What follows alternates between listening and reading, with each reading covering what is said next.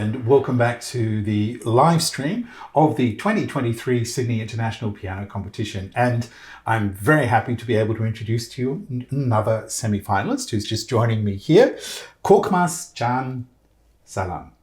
Thank you so much for finding some time, and congratulations on making it to the semi-finals. Thank you so much. Rather nice, eh? Have you been to Sydney before? No, it's my first time. Okay, so what are your impressions? Oh, it's beautiful. Yeah. I mean, I didn't really get to explore that much because of the competition. Yes. But even the school area with the botanical garden, everything is so beautiful. Indeed, very nice indeed. And of course, you know, lots of music making here for you. Yeah. So how's it been? How's it getting over the jet lag and getting into playing all the rest of it? You come from the States or? I came from the States, so time difference was 14 hours. Right. So the jet lag was quite intense. But it was okay actually with the stuff we had to do. I didn't really think much of it. Okay. And coming, of course, from Cleveland, but Cleveland is not home. Yes. Cleveland is where you're studying. Home is Ankara, right? Yes, Okay. What do you miss the most from Ankara? Well, my family, of course, my two dogs, and the food, because, you know, when you're studying abroad, you have to cook for yourself or find something to eat somewhere else, and it's not like home. It's not like home. It's a hard life out there. Yeah. So listen. So tell me a little bit about who's watching you when you're playing here. As mum and dad, are they sort of gathered around the computer and watching? And your teachers, everyone.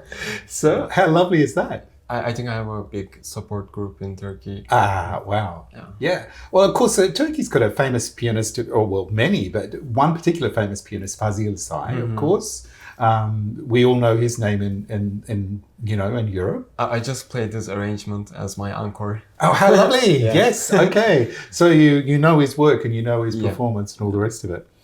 You said in a little statement about this competition that the past winners were sort of great indicators of why this competition is so special.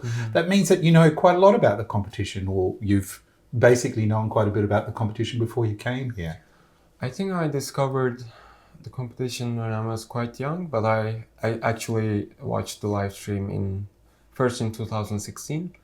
I was following that competition quite well, and then the online competition in 2021. And watching the online competition, I sort of had the idea of applying next time back then. So I'm glad I was able to do it. To come to this fabulous place, yeah, of course. What about your encounters with Australian composers? Had you played any Australian music before you prepared for this competition? I haven't, but my teacher in Cleveland, Sergei Babayan, he has a very famous recording of the first Carl Wine sonata. So I was very interested through that recording, learning more about Carl Wine, but of course also about the other Australian composers. And I had the chance to play some of his fourth sonata here, which is a great work. So. Indeed. How much of Australia do you find in Carl Wine's music now that you've been here for a few days? So the things that... It's a difficult question. It's a difficult question, yeah. But it's a very unique style, I would say. It's quite distinct. Interesting. For this particular round, you played Handel, Ravel, and Rachmaninoff. How did you tie all of those three big composers together? Yeah, I think first I was playing the Handel and the Rachmaninoff in my recital as a pair. I think they worked well because they're both in D minor, they're large-scale dramatic works. But I had this idea of finding a piece that could be like a bridge between these dramatic works, something more calmer. And interestingly, Ravel turned out to be a very good option because it's quite different from these works, but at the same time,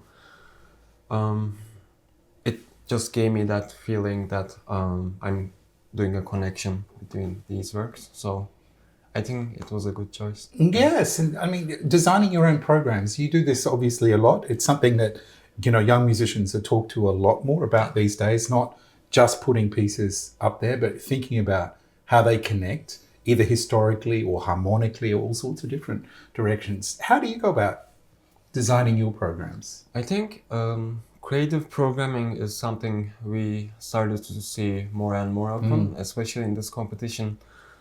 I mean, I'm very, very amazed by how people constructed their programs. In other competitions and recitals also, I think it's becoming more of a personal statement if you get to present a unique program. Of course, how you play the program is most important, but I think finding the right pieces for you and finding the right connection makes things more effective.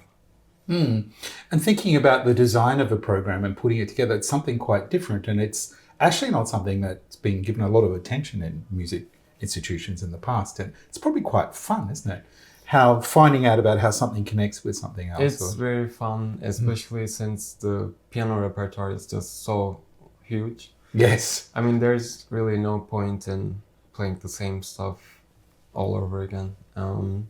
I mean, of course, we do that for our studies. We have to learn about different styles, but at one point, you have to start thinking of creative programming, I think. How committed are you to new music and getting new music out there and performing new pieces?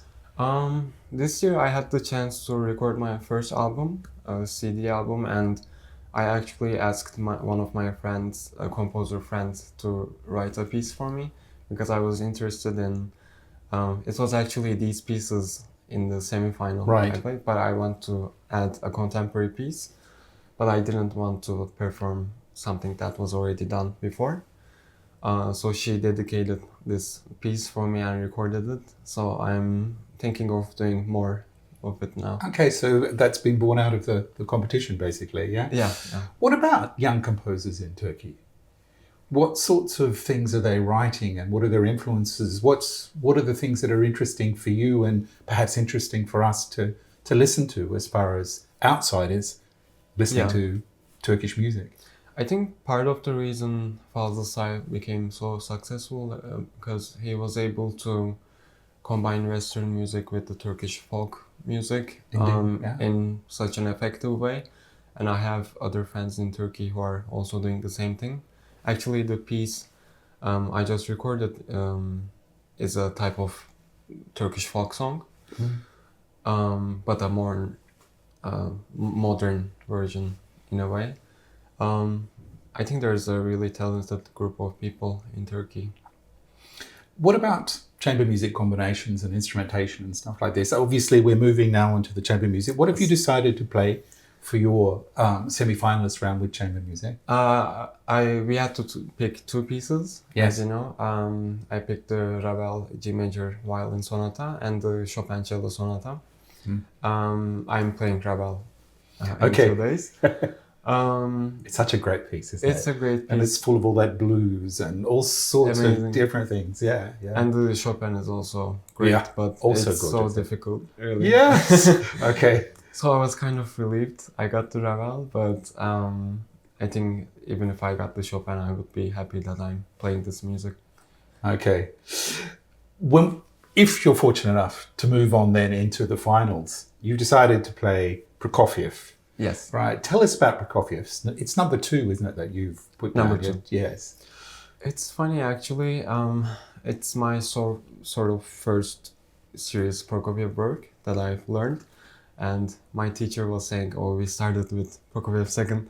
But I actually found him very close to myself. There's a very distinct style and great humor, but also it's a very tragic work, of course, written after his friend's suicide. But it's such an epic, great piece. Indeed it is. Indeed it is. Korkmaz Can, what does it mean for you to be a musician in this day and age? Well, it's a very big question, I know. And I think in my concerts, after people leave my concerts, I want them to feel sort of in a calmer place or a certain feeling of relief. I would want them to feel. I think concerts should have this healing power to get away from the daily problems and just have a moment of, enjoying music. And I think that's kind of thing I'm trying to achieve in my recitals. It's a very important thing to achieve. Yeah. Well, may I wish you all the best of luck Thank you. as you progress through this competition. And thank you so much for taking the time to talk to us this Thank you so afternoon. much for having me. Yeah, most welcome. Yes, and good luck. We're all crossing our fingers for everybody. Yes. Yeah. And you're listening, of course, and been watching here to the live stream of the 2023 Sydney International Piano Competition. And of course, with me was Korkmaz Can Sağlam, who is a semi-finalist.